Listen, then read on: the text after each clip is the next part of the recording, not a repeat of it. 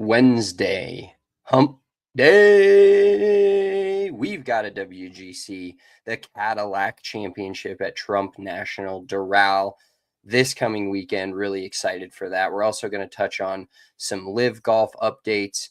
We've got WTF Wednesday and much more. All right, let's tee it up.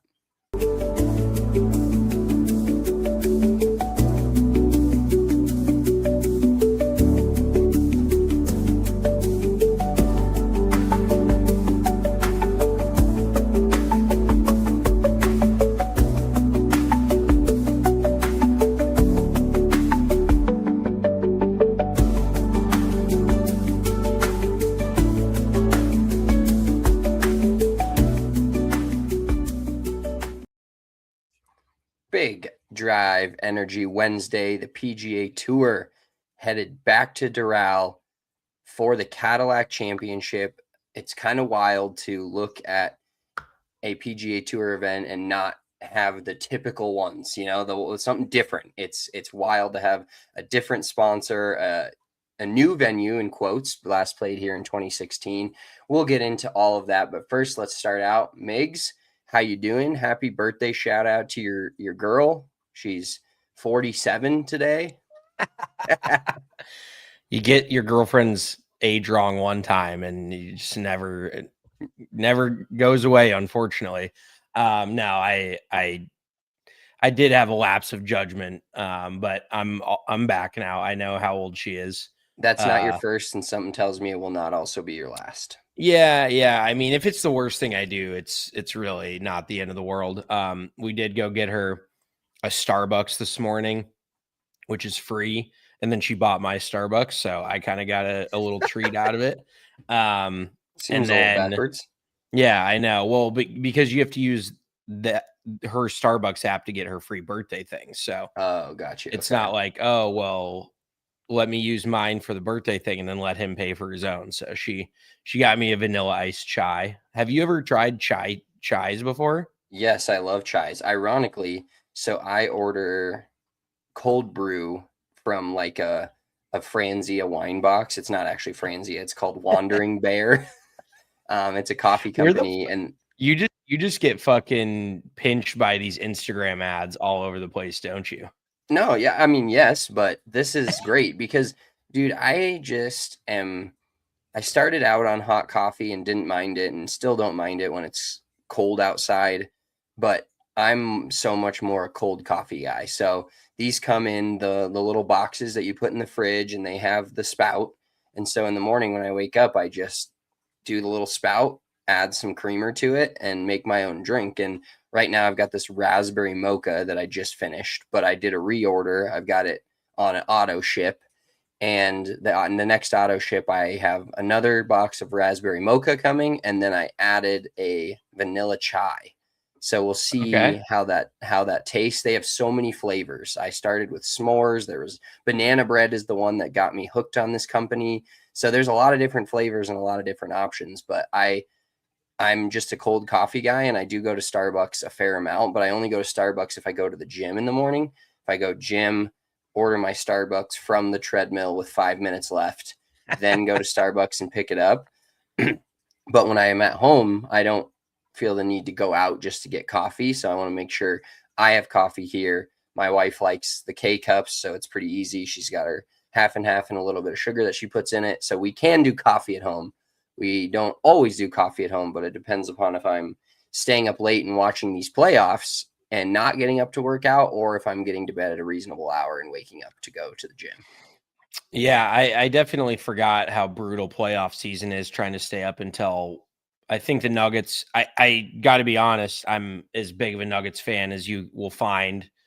Just a huge sports fan in general, but I went to bed at halftime of the game the other night. It tipped off at 10:30. And I had kind of a long day before that. It was fucking midnight. I'm like, I can't stay up until 1:32 in the morning. I went to bed when we were up by like 17. So I felt pretty good about it. And I was like, you know what? If we lose this game, talk about the scariest hours if we lose and I wake up and check the score. And the only thing that fucked me up was I was like, it could be their last game of the season. And I can't miss that, even though if they lose, it's going to be really fucking disappointing, and I'm just going to be super bummed. So either way, I was kind of like, what's the worst of the two evils here? I think I'll go to bed while they're up, while they have a big lead, and if they blow it, then I fucking didn't miss anything, and if they win, then that's what they should do. So, but yes, the Starbucks situation, I'm iced coffee only. I've kind of gone away. Like the reason I like the chai is because it's less caffeine. I don't know if we talked about this on the pod or not, but less caffeine definitely helps because I'm just running on nicotine all the time, anyways. But I was going to ask you this: do you think that auto reorders, auto deliveries are like one of the best inventions of all time? Because like Amazon, it just blows my mind that Amazon's a multi-trillion-dollar company, but it feels like it should be bigger than that. It feels like it's going to take over the world because everything that, and I just wonder about the logistics of Amazon. Like, how do they have so much shit that they can just get you in a day? Like, where do they keep all of it? Like, Well, it, these warehouses they build are absolutely massive. And yeah, subscribe and save or subscriptions to things are great. And the thing that I've gotten a little bit better about is I think one of the top things is no free shout outs here, but one of the top things to have on subscribe is dog food. I think that is an elite, we have Chewy is the brand and the app that we use. dude, Chewy's a And multi-billion-dollar business just from delivering dog food. yeah, and it's so smart because I have it delivered every 6 weeks. I know I'm never going to run out. I do. We've gotten in a little habit of sometimes forgetting to feed our dogs, which is, it's just Well, like, it's your son's job, so well, yeah, uh and he most definitely forgets unless we ask him to do it. But so I got an email. I love getting emails a week out and saying your delivery is about to ship or your order's about to go through, because then you can reevaluate. If you don't need it for another week, you can delay. I've done that a bunch of times. Sometimes I get overstocked on some things. I think I have Gatorade Zero from Amazon that's on auto deliver. I have my pre-workout. Just there's certain things that are so nice to have on auto deliver, but the caveat to that is if you forget to it's being auto delivered and you went through a month where you didn't really use it, it's frustrating to get that charge on your card and then realize you're going to get something that you didn't want or didn't need at the time, and then you're like, oh, I just wasted $40 on something that I will use eventually. So I guess it's not the worst thing in the world, but nothing heats me up more than having half or a full can or whatever it ends up being, and then you get a delivery and you're like, oh my god, now I've got 1.5 cans and I don't need this. yeah, I've made the mistake. Well, so Zin has actually not Zin, but Nico Kick, where we order our Zins. No free shout outs. They put a limit on how many cans you can order in a month. Have you seen this? No, so yes, it's 70, right, or 60. It's 90. Oh, they upped the limit. And I don't know how they're like, you can order 0 cans this month. I'm like, I don't recall ordering 90 cans in the last month. Because that sounds outrageous. Like there's Is it the no delivery chance. address? Because my Oh, Nico you Kick could is be your absolutely bending delivery. me over with your fucking drop shipping method of sending me your Zins and then having me fly them to you, you hillbilly. No, yeah, that's being put to an end, partially because I won't be No, it's back in not. Colorado till July. And yes, it is, dude. I guess when I bring golf clubs out, it'll be a little bit easier. But when I'm just bringing one suitcase and half of my suitcase is just full of your Zins, then yes, it's a serious fucking issue. Um, well, let's talk a little playoffs. I actually remind me, I've got a curious golf topic that I want to talk to you about, but this will be when we get to the golf topics. Playoffs.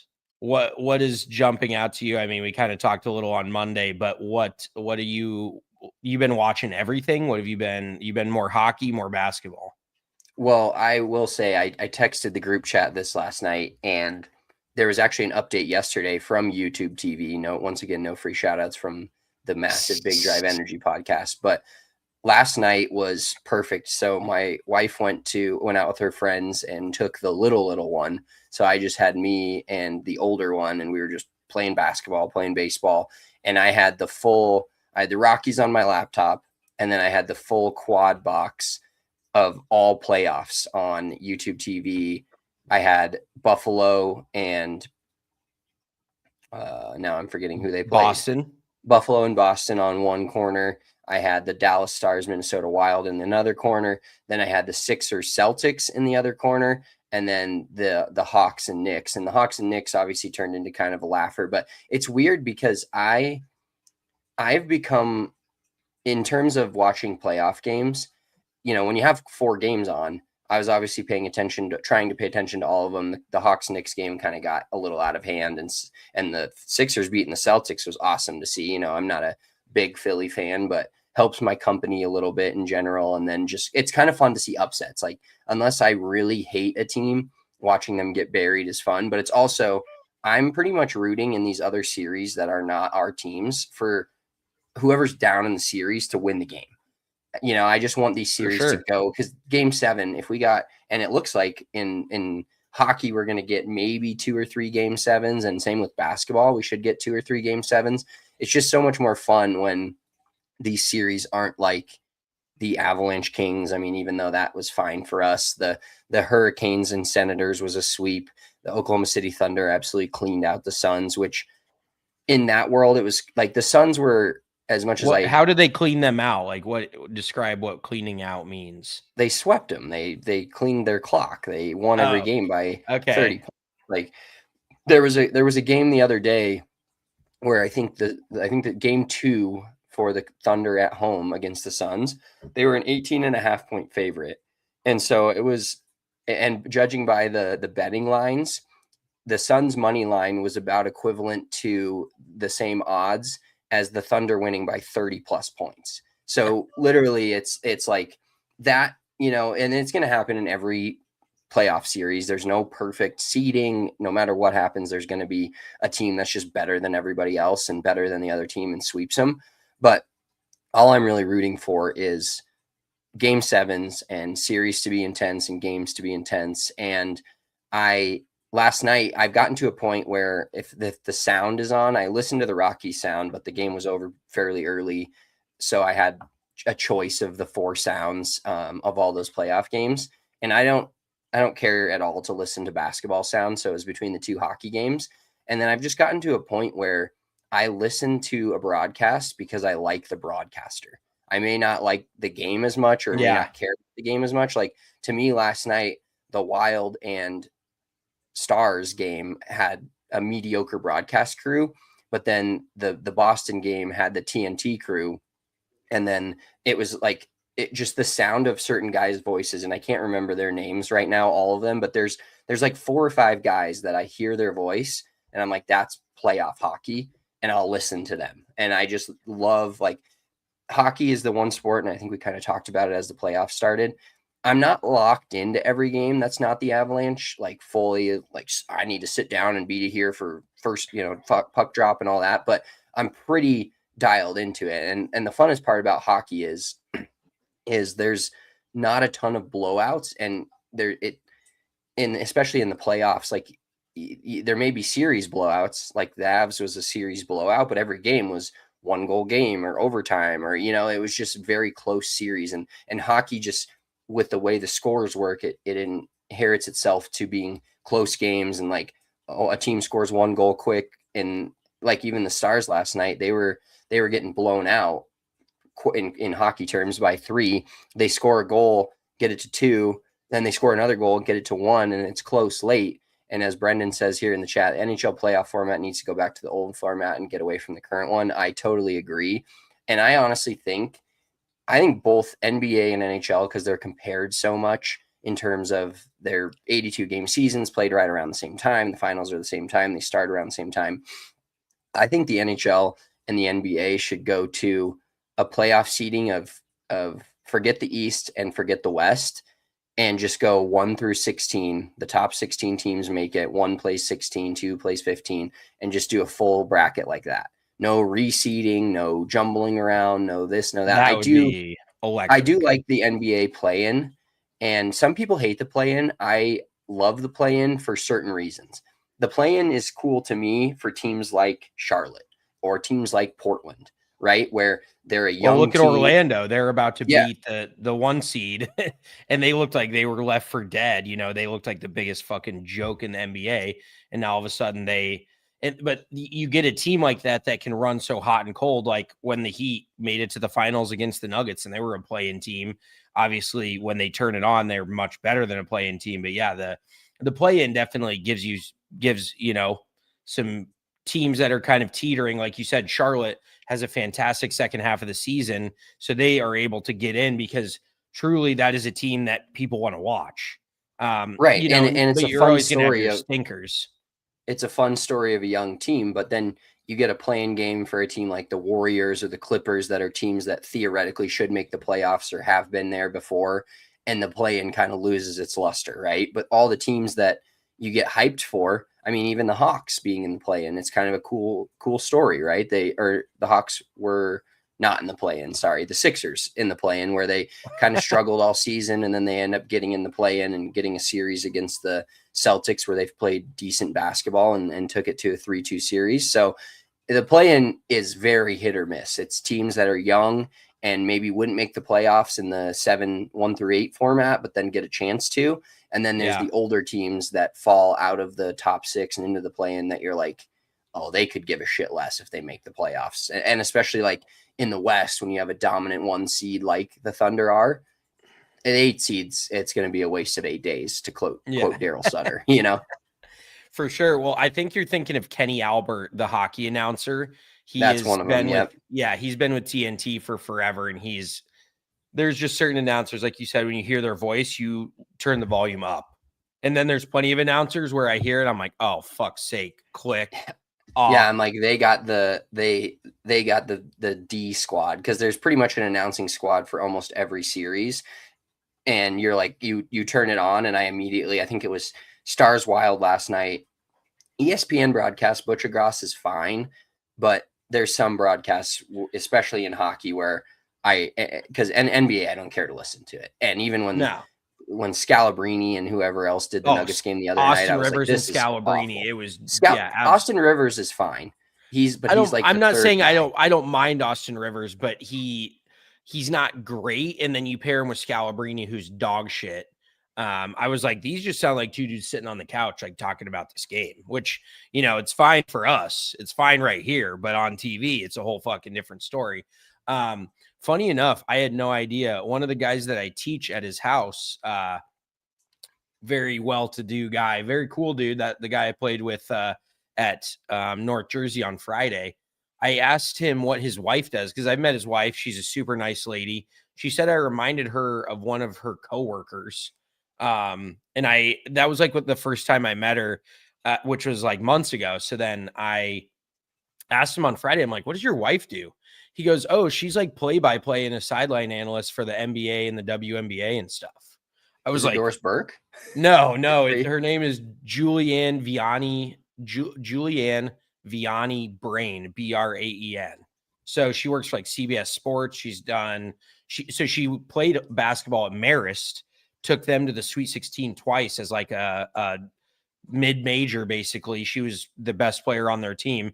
So I really was not familiar with her game. Like, she was a legit hooper, because she's not big. She's probably like, 5'7", 5'8", but I guess she was just a sharpshooter. So yeah, come to find out, she's like a CBS sports analyst. She used to work full-time, I think, for ESPN, as like sideline and doing games and stuff like that. But yeah, she's a sports announcer. TNT is so much better than ESPN. Well, is there a single sport that ESPN broadcasts where you're excited to watch it? Like, personally, for me. I don't know if they even have it anymore, because it's all on Prime. Baseball? I don't know. ESPN baseball is fine. I don't mind an NBA game sometimes on ESPN, like Legler. I don't mind. Mark Jones is dog shit. Jones. He absolutely hates Nikola Jokic, so that doesn't help. But Jones sucks. And then you go to their halftime report and listening to Kendrick Perkins just babble about absolutely nothing.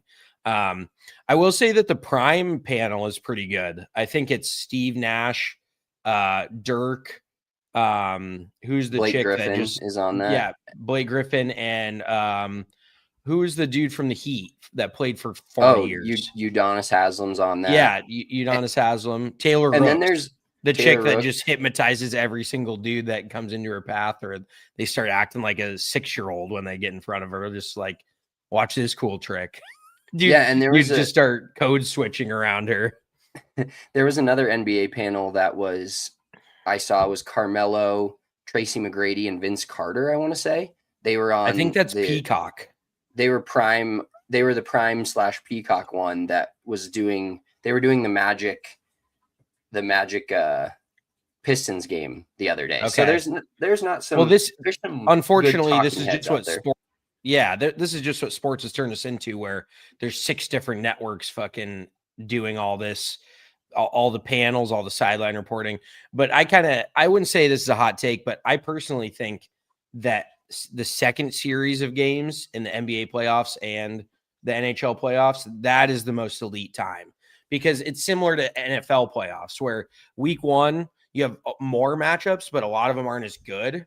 Week 2 is truly like, you still have a lot of matchups and you still have a lot of games on, but you have a lot of good games that you feel like are really watchable series. So it's kind of that sweet spot, because then you get to conference finals and you're like, well, shit, there's one game on every night, maybe if that, and then you get to the finals and it's one every 2 nights or whatever. And so there's definitely like quality versus quantity, and I feel like round 2 meets that perfect quality and quantity area. Yeah, because round 1 still with eight matchups, or 8 matchups in each league, essentially. So 16 total matchups. There's 3 or 4 games every night, which is awesome, but it kind of limits what you can actually watch. Whereas it gets to round 2 and there's 8 total matchups. And so it's like, if there's 2 a night, you can double box or go 2 screens and kind of really pay attention. Plus the teams that have already won a series, they obviously have won a series for a reason. So they're a decent basketball or hockey team that is then facing another one that's already won a series. So I will say the one thing that just absolutely set me off, and I heard it on some of the radio stations, and I was seeing it on Twitter, and I tweeted about it. And some people didn't deal with this, but I had to deal with this, is the Nuggets game, which, as you mentioned earlier, game 5, backs against the wall, have to win, could be the last game of the season. I didn't get to watch the first 5 minutes of game time because they were broadcasting the end of the Magic and Pistons game. And then I even went to Peacock and thought that I could go Peacock and watch any game that I wanted at that point, because the Thunder and OKC and Suns game was also on Peacock, but they didn't have the Nuggets game by itself. And that is one of my biggest qualms with all this streaming, is go to every game. If you're going to stream and pay for the rights to every game, and I know NBC had it too, have a way for people to watch every single game, and whether or not that's, they one screen on the TV, old school style, is fine. But I want to be able, I was like, I could have missed the first 5 minutes of the last game of my team's season, because they're showing me a relatively close, after what the Lakers did, coming back down 6 with like a minute left. I think they think every game is close now, but fucking Desmond Bane is getting blood cleaned off his arm. They're up by 8. There's a minute left. There's fouling. And then to even make matters worse, after that game's over, instead of sending it to the Nuggets T-Wolves that's already kicked off and 4 minutes in, they go to a 3.5-4 minute commercial break. And I was like, I was pissed off before the game even started. And partially due to the fact that my team is facing elimination and almost out of the playoffs. But I was like, dude, just let me watch the game. This is not rocket science. Yeah. Oh, for sure. I mean, it wouldn't be professional sports if we weren't bitching about the broadcast, if we weren't bitching about this or that. It's gotta, they got to do something to just fuck everything up. So let's talk a little golf here, because I had this thought kind of top of mind earlier today. I don't think you have anything else on the playoffs. You had a nice word salad there. We both kind of had a nice word salad. So I'm getting my new wedges built over the next couple of days. I just dropped them off. I thought they came in. The heads came, but I'm taking the heads okay. off my old shafts and getting the new heads put on the old ones. And shout out to my guy Phil at Morris Golf Shop out here, and he's in Lake Hiawatha, which is about 20 minutes from our house. But I've kind of become buddies with him. He's this guy in his 60s who owned a business, retired, and just wanted to do something for fun. And so he fully got like trained in fitting and went to like these different golf schools and shit. And now he just owns his own golf shop where all he does is custom fittings. He's got a simulator in there. He does regripping. He does club building. He does all of this.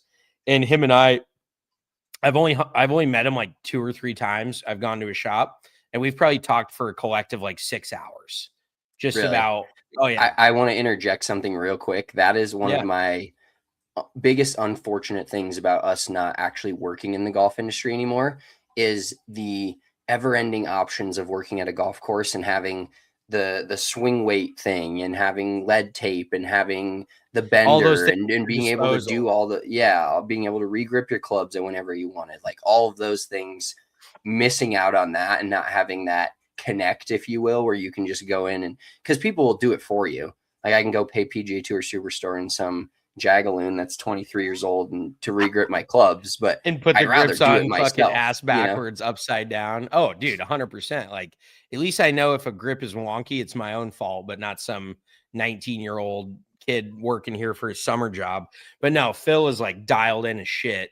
We just talk. He's like a gearhead. We talk shafts. We talk club heads. Bends, putters, you name it. But just I'm gonna say this: just support your local golf shop. Like, instead of going to PGA Superstore or any of these big box Dick's, whatever, try to find like a local shop that you can go to and support them. Cause I think that and it's just like any walk of life. They personally care way more than PGA Superstore. PGA Tour Superstore doesn't give a shit what you buy from them. Doesn't give a shit about, upcharging you for a shaft, this or that. But this dude actually dials everything in. He fits you in the correct thing. I guess he's just been crazy busy. But so I was thinking about like, especially because Doral, the tour venue this week, is playing like 7,800 yards at sea level, which is fucking insane. And I'm like, what would be another good way? Because I was thinking about like limiting the flight of the golf ball and like short, so you don't have to make these courses outrageously long. And I thought to myself, because I was thinking about wedges and it all just kind of came together in my mind. What if you took away any wedge above like 52 degrees for the PGA Tour? Like, you can't tell me that would not completely change their strategy throughout the entire golf course. Like, you could play yeah. from fucking 6,800 yards. It wouldn't matter. If a guy's 50 yards away from the green, but all he has is a gap wedge and to a short-sighted pin, he's not going to hit it 50 yards from that green. Like that's kind of a harebrained outside of the box idea, but just limit what lofts they can use. Like, how crazy would that be if the minimum loft you could have was like 10.5 or 12 degrees, whatever. And then the max loft you could have was like 50 degrees. And because, the original thought was I was looking at my wedges and I'm like, why is a pitching wedge called a pitching wedge? Because you don't pitch with it. Like, nobody uses a pitching wedge for pitching. And then a gap wedge, I guess, kind of makes sense because it's the gap between your pitching wedge and your sand wedge. But then sand wedge, lob wedge, they both kind of make sense. But I was like, why is a pitching wedge a pitching wedge? And then I Well, was I like, would when's the imagine we'll have to maybe Chief's Correction Corner next week can do some research into the pitching wedge itself. But my guess from not looking this up would be back in the day when golf started, the highest lofted club you had was a after your pitching putter wedge? was a pitching wedge, and that's what you pitched with, you chipped with, and did everything around the greens with, which is just not the case anymore. Well, You're bring back the game I love, baby. Bring back the highest lofted club is your pitching wedge. Do you understand how much harder that would make the game if just take away the lob wedge even? And that's not doing as much. I would want to see sand wedges and lob wedges abolished. I think that would completely change the PGA Tour game for the better. Like, it would actually benefit shorter players more than anything, in my opinion.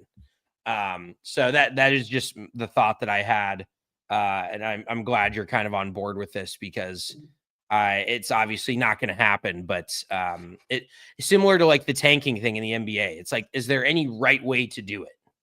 There's really not necessarily a right way to do it, but I don't think limiting the golf ball makes sense. I think you limit the actual clubs that they can hit. And gone should be the days of Bryson fucking 3D printing a 5-iron out of his asshole, and then the day before the tournament getting it approved by the USGA, and all of a sudden it's a playable golf club. Like, it feels like they've kind of lost the fucking whole mark on woods, on everything. Like, they just don't know. There's so much out there that they can't figure it out. And Yeah. it's like, figure it the fuck out. Look at, and it just goes back to baseball is a perfect comparison. You have all these college kids playing aluminum bats, whatever. You go to the pros, wood bat.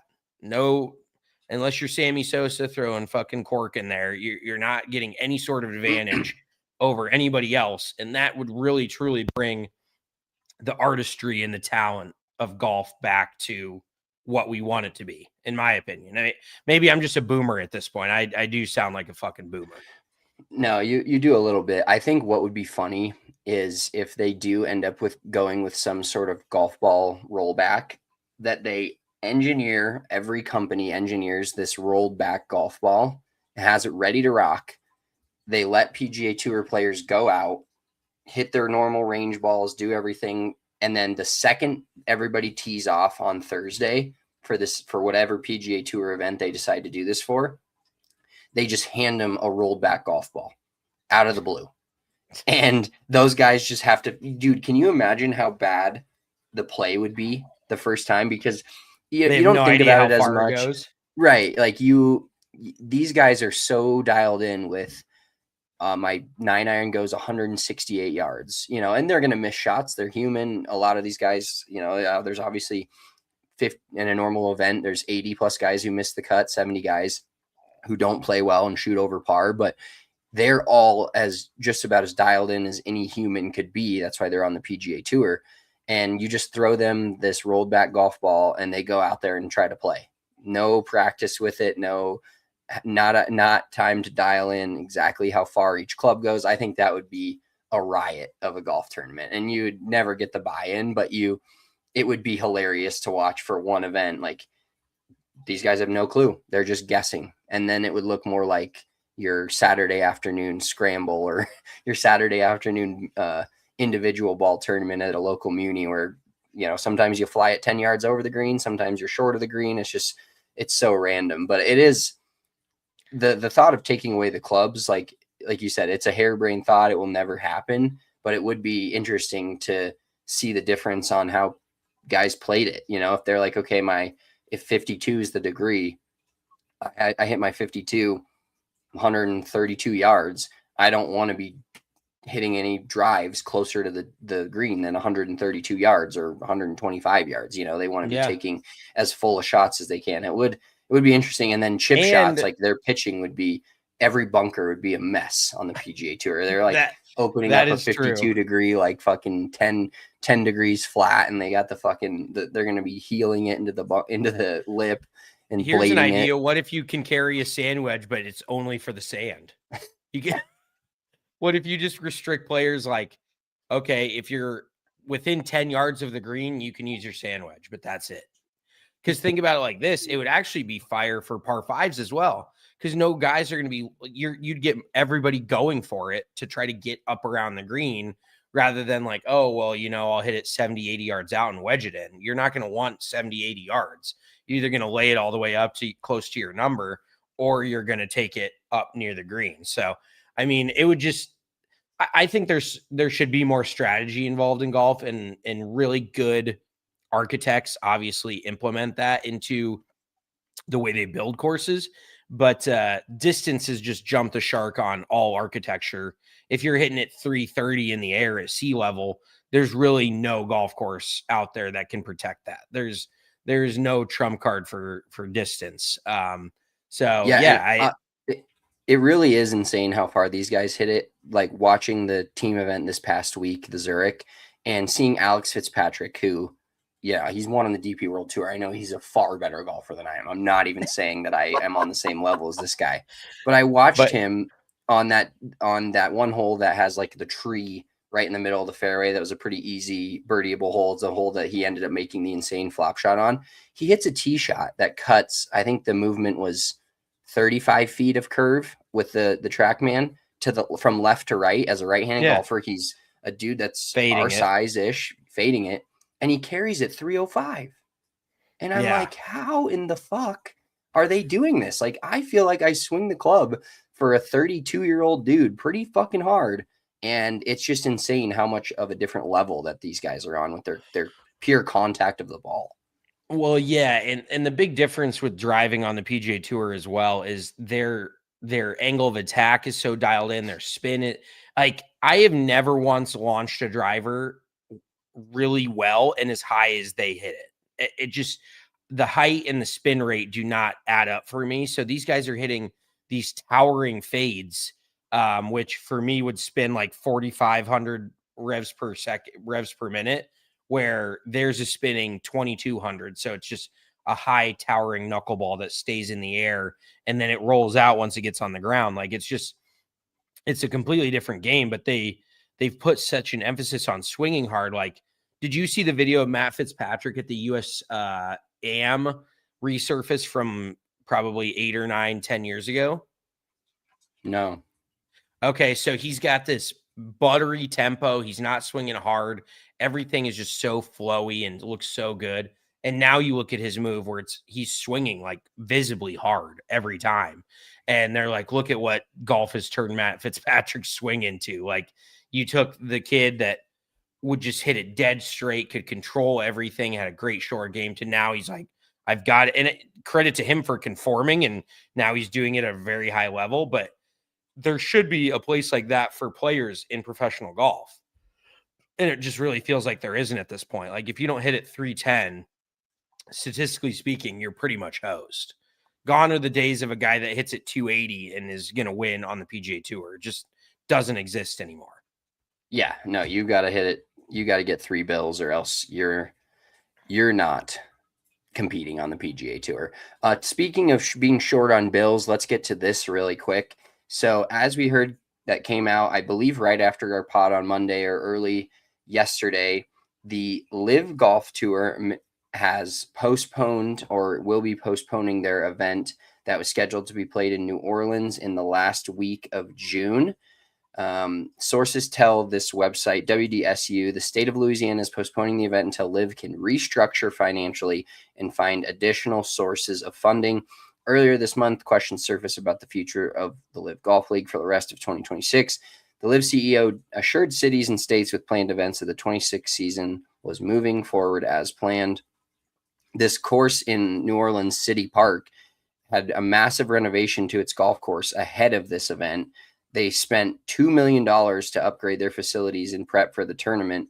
And they also earmarked $3 million as a hosting fee to lure Live to the golf tour or to New Orleans for that golf event, promising a $70 million impact during what is usually a slow summer slump for tourism in Louisiana. They learned the state of Louisiana will be repaid $1 million, which the state has already paid to Live ahead of the event and has no additional money going forward for the event at this time. So pretty, I know they just had the PGA Tour event down there in the Zurich Classic, but it kind of, when you have all these questions about you, and I'm talking about the Live Golf League, and then players don't seem to know, and then your CEO comes out and straight up says, no, we're fine, the season's going on as it's planned, and then you already postpone one event, like, it's pretty much over. I feel like, I don't feel like there's any coming back from this at this point. Yeah, well, I mean, they don't have a scheduled tournament for about 6 weeks, like in primetime golf season. So if you really don't want people to forget about you, you probably should get out and play. And it feels like they're at the point where, and this is what I don't necessarily understand either, and it's just all so ass backwards. But like, I thought the PIF owned Live, but I guess maybe now it's some sort of like public. I guess they brought in public money for companies to buy teams or whatever, but I don't know how Live can then just, or the PIF can then just walk away from Live and be like, figure it out. Like, clearly they're not going to figure it out. If the money's gone, they're cooked. So it's going to be an interesting 6 to 8 months. Ultimately, if every single dude is on some other tour at the end of it, I think Live is kind of worn out its welcome. We've talked about we're not Live haters, but we're also not Live truthers. We're not going to fucking stand on the wall for Live and be like, this shit's great, because it really truly is not. The product is decent, but it just doesn't have the same juice. And so and I mean, just look at that golf course. Like, I don't want to talk shit. It looks like a decent track, but it looks like the course that we played while we were down in New Orleans. Like, why is that hosting English Turn? What a spot! That was a fun English spot. Turn? That starter was the craziest. Oh, we were hungover as fuck. That starter was just chiefing cigarettes. Like, didn't he do a magic trick for us, or what did he do? Maybe he just told me to pull my shirt down so I didn't look so fat in the picture. That may have been. He was telling us like fun facts about the area. He was taking our picture, like truly just because, dude, New Orleans has got like a spooky vibe to me that I just love. Like all the hanging moss. It feels like there's like ghosts floating around everywhere to me for some reason. Just a very interesting spot. But that's that golf course, yeah, it looks similar to English Turn. So Brendan's asking, what are our thoughts on the path back to the PGA Tour if Live folds? I think, and the PGA Tour CEO only wanting 17 to 20 events, I wouldn't necessarily hate that. I mean, similar to a lot of these pro sports leagues that are now realizing we play too much. Like, oh, you play too much. I think that's a movie quote. But that's the problem, is like, it feels like nobody's ever going to play less than they are right now, because the money that they're making is predicated on them playing as much as they are with the TV deals. But if golf can play less, it'll definitely make it feel bigger. Like every event has got more oomph to it. Whereas the NFL on the other side, they're eventually going to be playing 35 weeks a year, and it's going to be dog shit. Like, if they just keep adding, I think they need to go to 18 and just stay there forever. Just fucking stop. Add a second bye week, 18 weeks, 20 total week season, cut off two or another preseason game, but whatever. Goodell's a fucking idiot too. But I think if Live completely folds, then every power in numbers, everybody is going to come back much easier this way. They're not going to keep 30 some guys off of the PGA Tour at that point. They're going to be like, okay, $1 million fee, and go do some charity work that we can take pictures of, and you're good to come back. Like, it's not going to be that hard. I think Brooks Koepka definitely took it. I think got the hardest bargain, because everybody, and that's the thing, is if you don't give them leverage, then they can't fuck you like that. But Brooks, everybody knew he wanted to be back on the PGA Tour, so they're like, oh, we should take this shit for, like, really, really hose him. So I think it'll be much easier at that point if Live does get dissolved, or the DP World Tour will just be popping for a year. Imagine the race to Dubai is like fucking all the like Tyrrell Hatton again, John Rahm. You got Patrick Reed over there. You got Davis Bryant, absolute DP World Tour star. Then you add on, goddamn, who am I missing here? Who are the other big? Joaquin Neiman. What's really interesting for me in this return to play on the PGA Tour from the Live Tour is what a lot of the guys do with the older, like, what do the older guys do? The Sergios and the Ian Poulters and the Henrik Stensons and the Dustin Johnsons at this point. I think the European guys will just stay in Europe. I think they'll just stay on the DP World Tour. Like Ian Poulter, Lee Westwood, they should kind of have lifetime status given like what they did for Sergio, what they've done for the DP World Tour. So I think they just stay over there. I don't even think they attempt to come back to the PGA Tour. Yeah, well, let's transition a little bit into the PGA Tour and talk about the WGC Cadillac Championship this weekend. Once again, just very weird because we've been doing this pod, dude. Some of the older pictures that have surfaced, we've been doing bets for tournaments and for like 5 or 6 years now since we've been doing this pod. So you get the same every year you see the same things, and it's cool to see it back at a course in Doral. That's just an unbelievable monster, and Cadillac being a sponsor again. So I went back and looked. Have you taken a look at the leaderboard from the 2016 Cadillac Championship, which is the last time this was played? It's a great leaderboard. So let me pull this up here. Winning this tournament, Adam Scott at 12 under par. Second place, Bubba Watson. Third place, Rory McIlroy. Fourth place, Danny Willett. Finishing fifth, Phil Mickelson. Then we got 6, 7, T8, and 10. Jimmy Walker, Paul Casey, Ricky Fowler, Smiley Kaufman, and Harris English. Like, holy shit, what a stacked ass board. Yeah, and then you go down even further and you've got Sergio Garcia, Dustin Johnson, Louis Oosthuizen, Justin Rose, Charles Schwartzel, Jordan Spieth, Jason Day, Brandon Grace, Kevin Kisner, Brooks Koepka, Daniel Berger. And it just kind of cements to me how old we're getting. That Yes. I see all these names and I'm like, holy shit, they've been around since 2016. Matt Fitzpatrick played in this event in 2016. Shane Lowry, Hideki Matsuyama, Justin Thomas, Billy Horschel.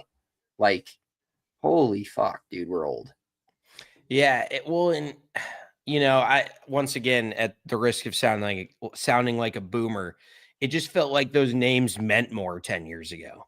Like even Billy Horschel 10 years ago, and I just don't. I guess there's a new crop of tour players coming. We just don't necessarily know exactly who they are yet. You've got your Luke Clantons, your Gordon Sargents, your Michael Brennans, your Johnny Kiefers, but we just haven't seen a lot of personality. Like it felt like there used to be more personality and more, not even necessarily insight into the players, but you just felt like you knew more about the player and there's more of a connection. Because now all these young kids, I don't see any of that. So I do miss the old days, unfortunately. Like I miss watching golf when I was like in middle school and in high school. That was peak age. I turned on the DP World Tour and it was Luke Donald and Lee Westwood and Eduardo Molinari and Ian Poulter and Paul Casey and all these guys battling it out. Henrik Stenson on the DP World Tour. That just felt like such an electric time for the sport. And then the PGA Tour is obviously prime Phil, prime Tiger. You got Dustin in his prime, Rory on the come up. Just so many names that now are like Rory's a middle-aged man. It fucking blows my mind. Like I'm getting too old at this point. I can't handle it. Yeah. So I'm going to do this just for funsies and talk about the payout for the 2016 tournament versus the the purse. Okay, so yeah, the purse now this is a little bit what's the word? Strewed? A little bit skewed, maybe skewed. Because this is a signature event. So there's only 72 players in this, and I think it was a WGC event in 2016, so I don't know how many guys there were, but 2016 the purse was $4 million for this. Get the fuck out. And the purse this year is $20 million. First place this year will win 3.6. Adam Scott made 1.6 in 2016. And if you're going to, let's say, seventh place, Paul Casey, he made $318,000. This year, seventh place will make somewhere around, a top 10 finish gets you $545,000. So somewhere around 700 to 750K. So seventh place, obviously the winner's share has more than doubled, but seventh place will have more than doubled from 2016 just in a 10-year span to 2026 for the payout. Yeah, I mean, at the end of the day, this is kind of what LIV has forced the PGA Tour to do. And could you imagine because from what I've heard as well, that the PGA Tour can't necessarily afford to keep having these $20 million purse events. Like, I don't know where they're getting their money from. They gotta pay their executives $25-30 million a year. So how are you going to pay for all these huge payouts, unless you're finding maybe the PIF is going to be PGA Tour's next sponsor. How funny would that be? Oh They my start God. injecting their money into that.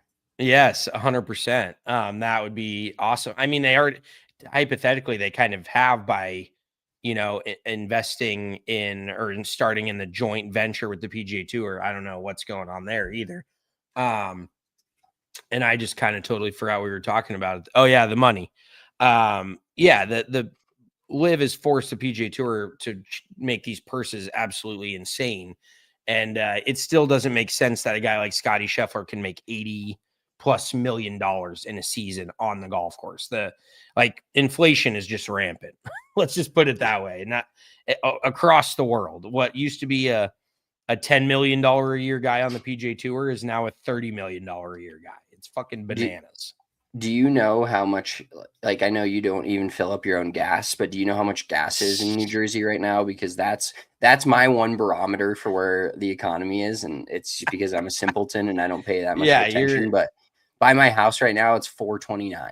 That's what it yeah, costs. I think I paid exactly $4.29 today. I just filled up my tank earlier this morning, and it cost me $50 in a Hyundai Elantra to fill up a fucking 12 and a half, 13-gallon tank, 50 beans. So yeah, it's I mean, I do pay attention, but yeah, you're just a lemming if you think that gas prices indicate the quality of the economy. So I'm sure Well, I Chief can am. give you a fucking rundown on that Yeah, next time we.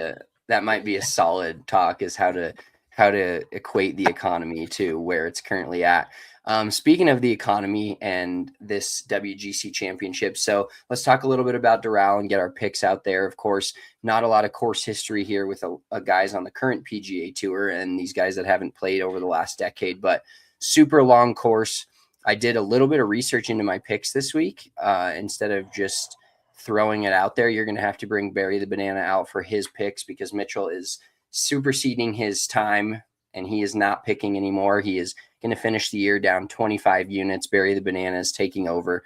I But forgot Barry. I got to go grab him real quick. go grab Barry. But PGA Tour going to Doral this week, a course that Mitchell highlighted earlier, is extremely long. It's going to be paramount for guys to be able to not only hit it in the fairway, but be pretty good approaching the green from 150 plus, 175 plus, even 200 yards plus with how long this golf course is going to be. And then, of course, as always, paramount chipping, being good around the greens is going to be paramount this week. But I went into my picks and doing some research into strokes gained based on where players are at on the PGA Tour was kind of insane to me because Barry the Banana is here to make his picks.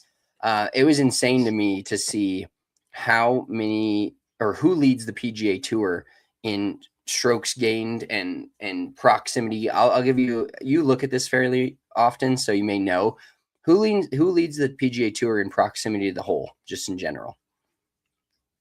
I mean, general proximity, like on approaches. Yeah. I mean, it's got to be on approach. I would guess Colin Morikawa. No, it's Siwoo Kim. This Oh guy fuck. is Yeah, this guy's a dog. He leads he's the PGA Tour in proximity to the hole, accuracy from the fairway. He also leads the PGA Tour in approaches from 200 to 225 yards, 175 to 200 yards. Like, this guy is an absolute beast. He leads the PGA Tour in proximity from 150. So basically, Siwoo Kim leads the PGA Tour in all three categories of approaching the green from 150 to 175, 175 to 2, and 200 to 225 yards. Like, it's absolutely nuts how accurate this guy is and good from the fairway. Now, he's not as great from the rough, but he is great from the fairway. And so that went into some of my picks this week. Let's pull those up here on the screen. So we got to get Barry in frame here, but I am officially up 1 unit on the year after hitting a winner last week at the Zurich Classic team event. Shout out to the Fitzpatricks, Maddie's bunker shot. I am taking Jake Knapp to win, and this is ironic because I just saw a tweet when I was looking on Twitter.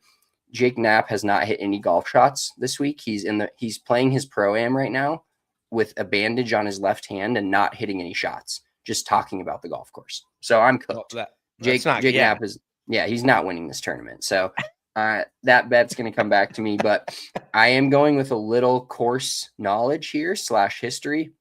I'm going to go Ricky Fowler plus 333 to top 10. He top 10'd here in 2016. So I'm hoping he can recreate from a decade ago. And he's been a decent player on the PGA Tour the last couple of years and good value to top 10 at plus 333. And then I am going to go Siwoo to top 5 at plus 500 and use Siwoo in my one and done. Okay, I like that. I used Siwoo earlier this year at Torrey Pines, and he finished second or third, but it had a very big payout. So hopefully Siwoo treats you as well as he treated me. So I just looked, and I don't know if so obviously overall proximity and strokes gained approach are two different things, but Colin Morikawa right now leads in strokes gained approach by like 0.23 of a stroke.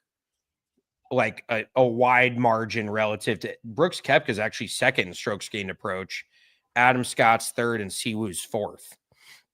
So that's why I'm rolling with Colin Morikawa this week. It is a long course, but I mean, I guess from what I've seen and I remember, a lot of these holes are long, and there's some holes where they force you to lay it back. Like you can't just bomb it as far as you want. You're going to have long iron shots in, like you said. You're going to have a lot of mid to long irons in your hand, even short irons, but not as many wedges. So I think that Morikawa, as long as he can putt on these Bermuda greens, which putting has been a very rough go for him and Siwoo Kim earlier this year. God damn, this camera's got me all jacked up here. But if they can putt on these Bermuda greens, I'm just very excited to see Doral with his full teeth. You got the Blue Monster, which they say the 18th is even harder than the 18th at TPC Sawgrass. It's 475 directly into the teeth. I think if you're Cam Young, it shouldn't matter. You just drive it to 120 yards and hit a wedge to 10 feet. Yeah, I mean, that was straight downwind, so that was a little different. But I think that there's water in play on like at least half of the holes, if not more. So this is truly going to be a battle this week. I like Gary Woodland as well to top 10 plus 300. He's just having a good year. Won a couple weeks ago. He bombs it. This get in character. This is not you. You get out of the frame. Sorry. Get Barry in the frame. Oh, God damn it. Okay, here we go. I like Gary Woodland this week. Plus 300. He bombs it. He has been hitting the irons really well. He's been putting well. So I really love that for him. And then I'm taking Sundarshan Yellow Miraju as the top Canadian. He's basically just got to beat Corey Connors. And he's on a heater right now. He's been putting his dick off, and he's driving it well as well. So fucking Barry is about to hit so many winners this week. You have no idea. We're on to Barry. We're on a heater. I am ready to take back my units. I am done with this shit. I can't keep having this graphic posted. It's fucking asinine. Well, next week it'll just be Barry and it won't have your units on it. So we'll be able to post it with just Barry. Yeah, you're just going to do the podcast with just Barry at this point. Yeah, you need to send me a good photo of Barry, and then I can put on the use graphic. AI and put it on the graphic. Yeah, AI has been my graphic making tool. I love it. That's all right. Let's wrap this Wednesday pod up with a little WTF Wednesday, as we do every single Wednesday here on the Big Drive Energy Podcast. I'll start us off. My WTF Wednesday was, and I kind of alluded to it on our last pod. The guy I played with at Inverness last week, his wife is a K-pop fan, and she's a fan of this K-pop band. He was telling me that K-pop Demon Hunters. I don't know. I really am not into this. You know how you give somebody oh yeah, I've heard of them, just because you don't want them to like tell you who that is or what that is. So I definitely told him I was into this K-pop, or at least had heard of this band. But apparently this K-pop band, because it's Korea, I'm guessing, and I know their military rules because we've heard of it with guys like Sunjae Im and different things on the PGA Tour. But this K-pop band was apparently broken up because they all had to serve military duty for X amount of time. And now they're back together and they're doing a tour. And this guy's wife was waking up at like 2 a.m., 3 a.m., 4 a.m., and trying to get herself in line for these tours and these tickets. And long story short, this was all in the convo of him telling me about how much he spent on double margs, and then so he can't really tell his wife that she Okay. can't spend money on these K-pop things. But long story short, she's going to 7 concerts of the same band in 3 different cities. She's doing 3 nights in Orlando, 2 nights in Chicago, and 2 nights somewhere else. And it's a WTF, because obviously if you have the money and you want to go see it, great. I can't fathom going to, no matter who my favorite artist is, whether, we were John Bellion fans for a long time. I'm a big Noah Kahan fan now. There's definitely some like Skrillex I'm a big fan of still. And I've seen him 2 nights in a row with other openers, but I don't know if I could do even more than one night, maybe 2, of the same band playing a show, and more or less 7 times. So I don't know if I'm just off on that, if there's people out there that love a band so much they could see them 7 times in one summer, but it doesn't appeal to me at all. Yeah, I think going to a concert 7 times is basically the equivalent of, or like, these people just need to learn how to like sports. Because you can go to a sports game, there's a different outcome every time. Like, I can go to a million sports games, different outcome all the time. But listening to the same concert over and over in 7 different nights in 3 different locations sounds like the biggest waste of fucking money that I've ever heard in my life. Like, yeah, I'm all for concerts and I love live entertainment. Concerts are a blast, but that is borderline disgusting. Like, I mean, I've met people that fly to other countries for concerts, which is that's even almost a bridge too far for me as well. I know that I heard that Taylor Swift concert tickets were way cheaper in like England than they were here in the US. So people are actually flying to England because it was cheaper to go there and go to the concert than it was just to buy a ticket here. But yeah, that is definitely too far for me. I mean, I just cannot wrap my head around wanting to listen to that artist over and over. And I even like songs on repeat. You fucking hated me for that as a kid. If we were ever sharing AirPods or whatever, you'd be like, dude, you got this shit on repeat. You'd fucking lose your mind at me. Because I like listening to the same song. I just beat the shit out of a song until I don't like it anymore. That's the duality of my music listening.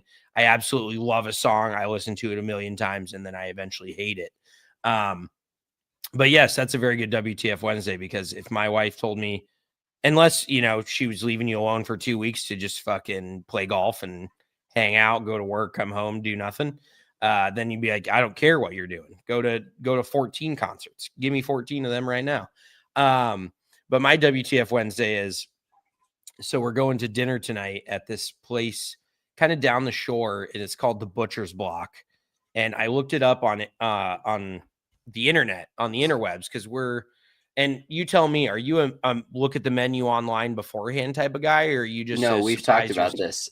I'm surprised Okay. me guy. I do not. Okay. I will look if I'm going to take my wife out somewhere and make sure that there's some things that she might like at this place, but for myself, I like to sit down, ideally grab the paper menu and sort through what I'm going to Oh, order. you're the boomer paper menu guy. You don't like Yes. scanning the QR code. Well, if there's things that your wife has got to like at the restaurant, then you can't be there with her, I would assume. You just send her out on dinners by yourself, because hardy har har. That was a good joke. Fuck you. But basically they don't have an online menu.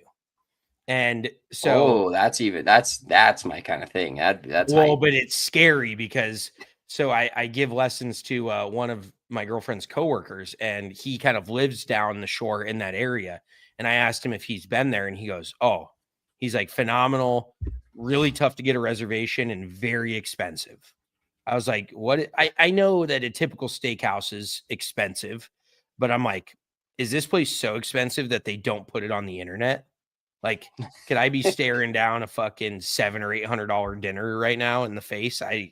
Because I'll eat a fucking Caesar salad if that's the case. I'll be like, you get whatever you want. I'm eating light tonight. I'm going glass of water, Caesar salad.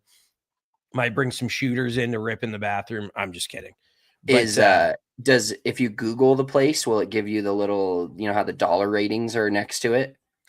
yeah, let's do a quick Google. And the crazy part is like, I personally love seafood. It's obviously not my birthday. It's Missy's, but this place is down the shore, like very close to the beach, and it's strictly steak. So I'm like, we're driving to the beach to eat steak. That's like driving to fucking Iowa to eat sushi. I don't really get it. But let's see. It does not have. Well, and so this place is also like a butcher, an actual butcher where you can get meats. They've got like a little storefront. Oh, this is the wrong place. Here we go. $100 plus per person. So that is looking like that is reasonable. I go to a steakhouse and expect to spend between two of us probably $300, $350. But if I'm eating a steak that's like $150 by itself, I'm gonna have a problem. Like yeah, like a cheap steak is like, if you can get a steak for 30 to 40, you're like, oh, that's decent. 70 to 80, maybe 90, you're like, all right, that's going to be a really good steak. Maybe it comes with sides, maybe it doesn't. But that's you're maybe in for one. You maybe got to get the credit card loaded up for the evening. Yeah, I'm trying to zoom in on this because they've got a picture of the menu, but I can't click on it. They're really locking you out. Yeah, I mean, it's like 30 to 40 bucks for like a crab cake is $45. That seems like a bit much. Yeah, I'm sure there's some other things that'll just be pretty heinous, but I guess we're going to find out. So I am just kind of nervous about what's to come. It's going to be a great dinner, but what if they just don't? Have you ever been to a restaurant where they just don't put prices on the menu and then they just bring you a bill? Yeah. I mean, I've seen they put MP, and I usually like to order the things that are MP. I'm usually pretty top cheddar. Just give me the $65 lobster roll. All right. Yeah, I don't care what it costs. Just give it to me. It's always the best thing on the menu too, especially. Spencer's just playing us out now. He's like, I'm sick of this dumb motherfucker talking. No, buddy, I got things I gotta do. I gotta go. That wraps it up for us on this episode of Big Drive Energy. Make sure you're following us on all the socials. We've tweeted out our hats, these hats that I'm wearing. If you're listening to the audio version, go check our Twitter, our Instagram, DM us, text us, whatever. We've got hats for sale. Only a limited run of these. We're going to see how they do. Maybe reorder, maybe not. So this may be a limited edition Big Drive Energy hat, but go snag one, text us. We'll get it sent out to you. I'm going to ship out some hats later today. We appreciate you guys all tuning in. Enjoy your weekend. Enjoy playoffs just in your face. Enjoy the WGC Cadillac Championship. We'll be back next Monday to wrap it all up. Sunday. Siggy Sunday. I've got plans on Sunday, so I will not be able to do Siggy Sunday this week. We will be back Monday with a Winner's Circle edition of Big Drive Energy. Have a great weekend. Peace.